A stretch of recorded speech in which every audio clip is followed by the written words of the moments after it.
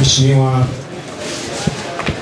diwani wa Ilala, ndugu yetu Sadiki Mji,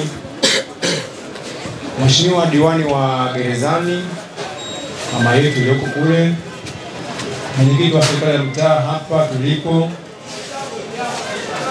mratibu wa kanda ya Ilala, mwenyekiti wa tawi la Gerezani, katibu wa ulinzi, viongozi mbalimbali mlioko hapa, asalamu alaykum. Wa alaykum salaam. Leo sio siku ya kuongea sisi zaidi. Leo ataongea mgeni rasmi.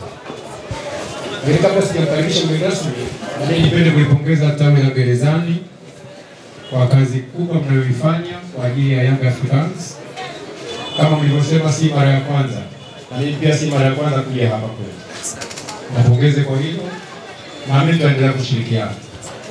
Lakini pia haya ni mafanikio ya uongozi wa tawi la Gerezani pamoja na wanachama wao. Mheshimiwa, Gerezani, hili tawi la Gerezani, watoto wa mjini hawa, ni miongoni mwa matawi 13 ya wilaya ya Ilala ambayo yamekidhi vigezo vya kuwa matawi halali ya Yanga. Leo hata injinia rais wetu wa klabu ataamua kuitisha mkutano wa dharura. Anaamini mkutano wa dharura utakuja.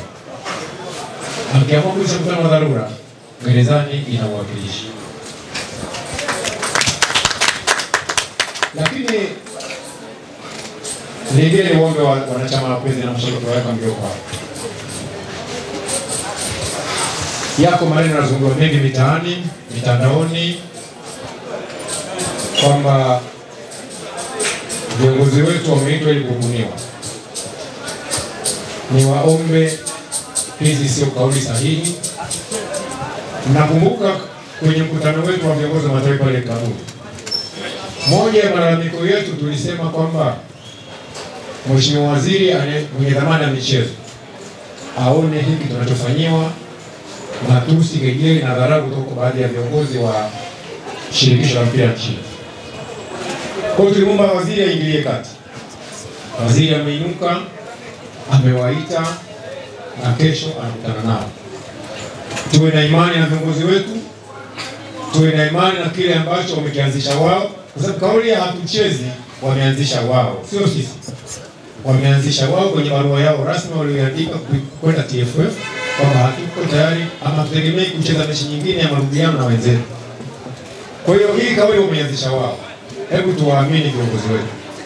Wameitwa na waziri, wanakwenda kukutana naye, wakitoka huko watatueleza kile walichoelezwa. Kama ni kizuri kwetu tutashangilia, kama kina afya kwetu tutawaambia hiki hapana.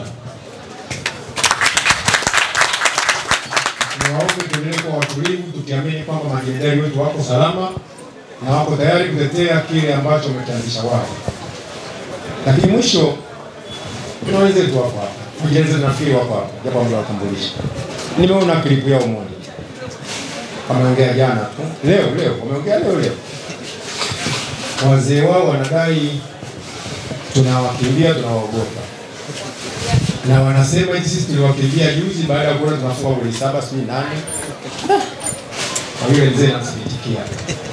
Niwaambie tu kwamba kwanza amesema kama ni wanaume kweli twende kesho KMC. Kwani tunaenda kupigana kule?